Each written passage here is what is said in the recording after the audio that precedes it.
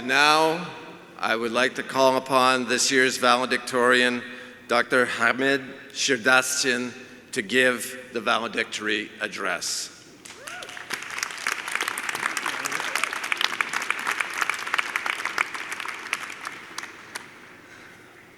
Bonsoir tout le monde.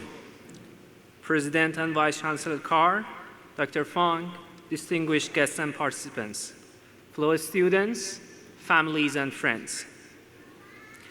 I'm so pleased and honored to address you today on behalf of the graduating students.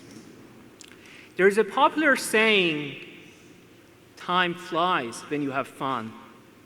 It was a snowy night the very first time I arrived in Montreal, almost 8 years ago. It was a bit cold, -30 or so, and the officer issuing my immigration documents was trying to give me some hope by saying that it's not going to be the same the whole year, and she was right. By surviving so far, I could tell you that it's going to be almost 7 months, not more, and the spring comes. And the spring comes no matter how harsh the winter was. Today, I want to congratulate you, my fellow graduates, for the new chapter in your life. After so many summers and winters, after so many ups and downs you encountered during your program of study, after countless deadlines, assignments, group projects, presentations, talks, Zoom meetings, you remember those disconnected ones? And virtual classes? You have just received your prestigious diploma from the JMSP, which is among top 15% business schools worldwide.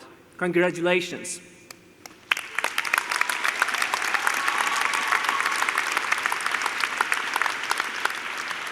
However, being a graduate doesn't mean that we don't need to continue on our learning journey. As Ferdowsi, a great Persian poet, said 1100 years ago, based on a narrative from the Prophet Muhammad, peace be upon him, "Ze gahware ta gur danish bejuy," which means seek knowledge from the cradle to the grave. Knowledge is the same as light. It brightens the room and empowers us to resolve the challenges of life. While we have already put so many useful tools in our toolbox to face the problems, there would be no end to learn new lessons and upgrading the toolbox. But what kind of tools do we need to carry forward? Here, I would like to highlight 4 criteria that all starts with letter R: rigorous, relevant, responsive, and most importantly, responsible. First, be rigorous.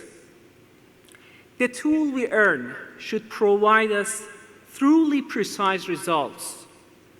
For example, we need accurate predictions of where the market or the industry is headed.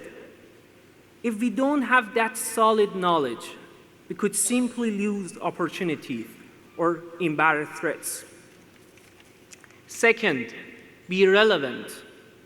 Abraham Maslow wrote, "If the only tool you have is a hammer, it's tempting to treat everything as if it were a nail." So we should continue widening our expertise to be able to choose the relevant instrument and not use a hammer in each and every situation. Third, be responsive. We need responsive tools to make us ready for upcoming adjustments. A future-oriented strategy involves planning actions based on risks and chances that will arise in the future, while simultaneously being attentive to current trends as they change toward that selected future. Last but not least, be responsible. I could even say this is the most important of these 4 criteria, and we have already heard from Dr. Fong about ethics. We should carry tools that not only do not generate unintended negative impacts, but also bring positive societal benefits and preserve the environment of the only planet that we are living on. In my stream of research on big data analytics in marketing, there is an important but usually neglected field of research and practice, which is big data ethics. Big data's dark side increasingly shows high potential to disrupt users' lives, companies' brand image, and society's welfare in so many ways.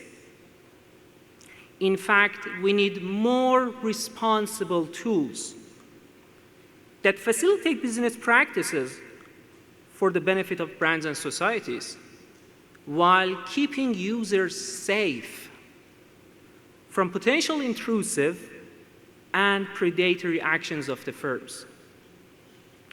I conclude my remarks by expressing my sincere appreciation to the kind and caring administrative, staff, and faculties of the John Molson School of Business and Concordia University, who supported us during our journey. Especially, my deepest gratitude goes out to Dr. Michel Laroche, my prominent supervisor, as well as my great advisors, Dr. Michel Palan and Dr. Yuma. We all owe a lot to so many amazing professors and teachers who nurtured us from the early days we learned the alphabet up to today, as well as our beloved parents, families, and friends, whose tremendous encouragement, understanding, and patience help us cross the finish line. From now on, it's our duty to give back to our loved ones, to the society, and to the university. My fellows in the class of 2022, you have made it. This is our day, and tomorrow is for us. With the rigorous, relevant, responsive, and responsible tools in our toolkit. Félicitations à tous, congratulations to all of you.